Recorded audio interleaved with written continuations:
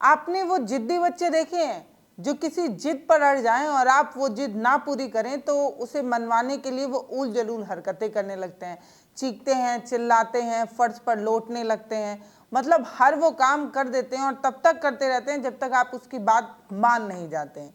ऐसे बच्चे आपने देखे होंगे।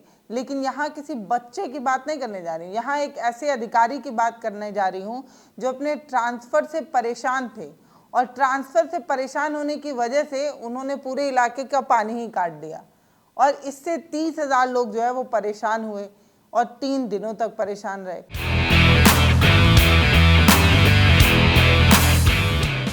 अधिकारी की जिद जो है वो आम लोगों को कितना परेशान कर दी और परेशानी की वजह जो है वो ट्रांसफ़र बन गया। अधिकारी नहीं चाहते थे कि उनका ट्रांसफ़र हो, लेकिन इसके बावजूद भी उनका ट्रांसफ़र हुआ और इससे वो नाराज़ हो गए और जाकर वॉल्व ही बंद कर दिए। इलाके में कई लोग तो परेशान हो गए, अचानक पानी आना क्यों बंद हो गया, अचानक पानी आना क्यों बंद हो गया। किसी को लगा कोई पाइप फट गया होगा या कोई और समस्या हो गई होगी। 3 दिन तक तो पूरा महकमा यही खोजने में लग गया कि भाई साहब पनिया काहे नहीं आ रहा है। हर जगह हर तरीके से कोशिश की गई लेकिन कोई सुराग किसी के हाथ लग ही नहीं रहा था। इस बीच जो 30,000 लोग थे वो बहुत परेशान हो रहे थे। किसी को हैंडपंप तो किसी को टैंकर के सहारे मजबूरी से अपना जो है वो काम चलाना पड़ रहा था। कुछ नहा रहे थे, कुछ नहीं नहा रहे थे, पानी की बड़ी किल्लत हो गई थी। लेकिन अधिकारी ने एक बार चुप्पी तक नहीं तोड़ी और ना ही वॉल्व खोलने की कोशिश की। उन्हें ऐसा लगा कि लोग तड़प रहे हैं तो तड़पने दो, परेशान हो रहे हैं तो होने दो, हमें तो अपनी बात मनवानी है। मतलब जब मैं ये खबर पढ़ी तो मुझे अचानक से उन बच्चों की याद आ गई जो इस तरीके की जिद किया करते हैं और अपनी बात मनवाने के लिए कुछ भी करते हैं। दरअसल ये जो पूरी कहानी है वो गुजरात के बड़ोदरा शहर के नवाड इलाके की है।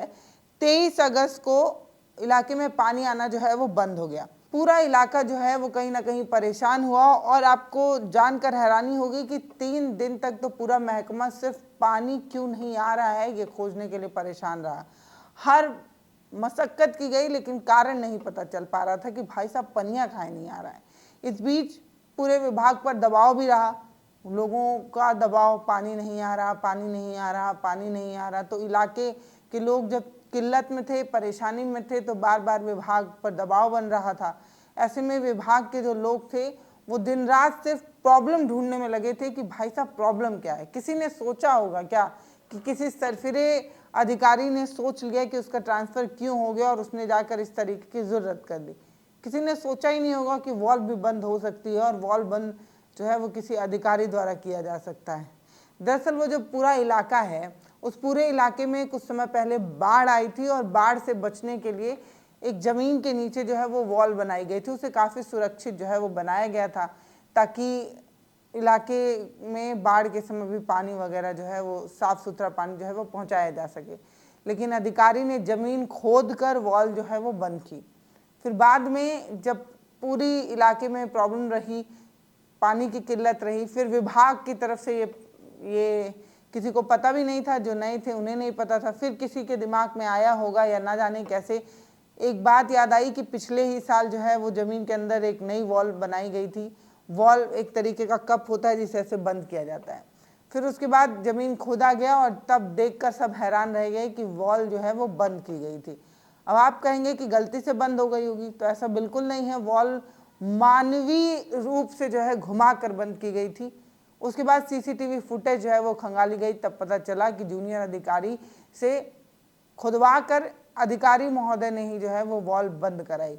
पुलिस ने जब उनसे पूछताछ की तब उन्होंने बताया कि वो ट्रांसफ़र से नाराज़ थे, इसीलिए उन्होंने ये सारी चीज़ें कर दी। बड़ोदरा नगर निगम के डिप्टी इंजीनियर योगेश वासना का जो है वो ट्रांसफ़र से वो नाराज़ थे और उन्होंने अंडरग्राउंड वॉल जो है वो बंद किया था।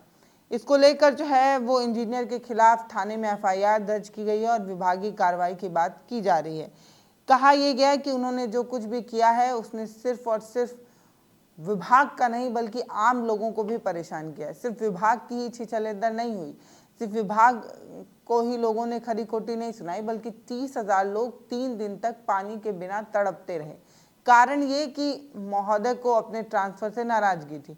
ट्रांसफ़र से नाराज़गी थी तो अपने सीनियर से बात करते, किसी और तरीके का कुछ कर लेते, विरोध प्रदर्शन वगैरह कर लेते।